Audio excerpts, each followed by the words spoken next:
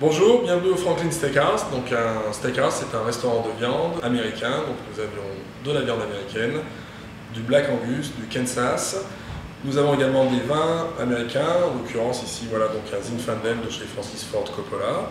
Donc le Zinfandel qui est un cépage que l'on n'a pas en France, typiquement californien, voilà, qui représente aujourd'hui 10% des vignobles californiens.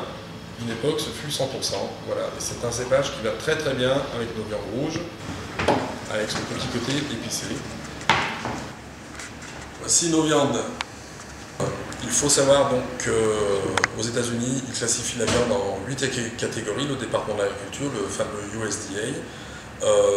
La première catégorie étant la plus noble et la plus rare, donc c'est le prime. Le prime, il faut savoir qu'au final, il n'y a que moins de 2% de tout le bétail aux États-Unis qui peut prétendre à cette qualification, qui est donnée à la viande en fonction donc, du persillage de la viande. Donc c'est une viande qui est très persillée. Le persillage, donc, ce sont les graisses dans la chair qui vont donner le goût à la viande quand on la fait cuire. Et également en fonction d'autres critères qui sont la tendreté, l'âge de l'animal qui doit avoir moins de 30 mois, également que ce soit un mâle et non une femelle, pas de la vache, voilà. Donc toutes ces petites choses-là qui font qu'au final, bon, il y a moins de 2% de tout le bétail qui est qualifié pour prime. On ne trouve pas cette viande en général donc, dans les boucheries, mais c'est bien réservé au steakhouse. Donc ici nous avons donc le ribeye qui est le cœur d'entrecôte. Là nous avons la même chose qui est donc une pièce très noble qui est le dry aged beef. Donc c'est une viande qui a été affinée 100 jours depuis sa date d'abattage.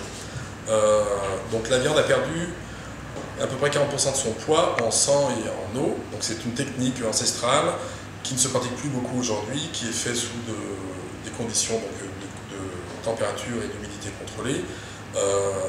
Ce n'est pas de la viande faisandée, hein, c'est bien de la viande dry aged, comme vous pouvez le voir. Elle a développé une légère croûte autour d'elle, que les gens peuvent manger ou ne pas manger, mais surtout donc, elle a développé des qualités gustatives incroyables. Donc c'est une viande qui est très très goûteuse. Même le gras est bon, le gras a pris un goût de moelle, pour les gens qui aiment la moelle, ils savent ce que c'est. Voilà. Et du fait du persillage de la viande, ce ratio chair sur graisse, même que la viande ait perdu 40% de son poids en sang et en eau, ce n'est pas une viande, on a l'impression d'avoir quand même une viande qui est très moelleuse, c'est pas une viande sèche qu'on a en bouche. Voilà. Donc c'est important, ça ne peut se faire vraiment qu'avec un morceau de viande de qualité prime, on ne peut pas faire ça avec du filet ou un autre morceau. Ici nous avons donc notre filet, ça c'est la pièce la plus tendre chez l'animal, c'est littéralement du beurre. Et bien qu'étant du filet, on a quand même un léger persillage sur la viande.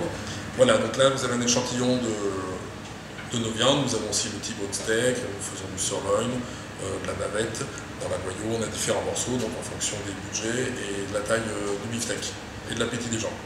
Voilà, bon appétit.